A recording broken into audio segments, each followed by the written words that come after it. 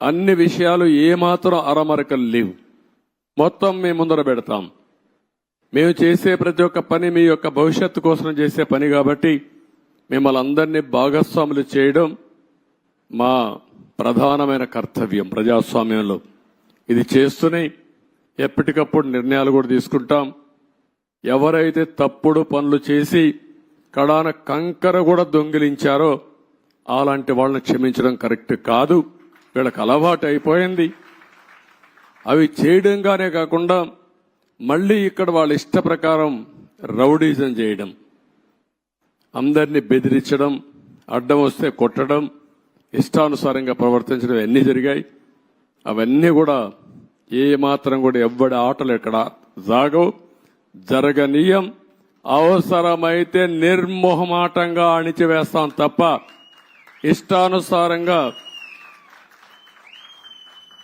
మేమేం చేసినా జరుగుతుంది. రౌడీజం చేస్తాం, రాజకీయాన్ని అడ్డం పెట్టుకుంటామంటే మాత్రం అది జరగలేకుండా చేస్తారని చెప్పి కూడా మీ అందరికీ హామీ ఇస్తూ మరొక్కసారి అందరికి కూడా ఇక్కడుండే రైతాంగానికి మనస్ఫూర్తిగా నమస్కారాలు.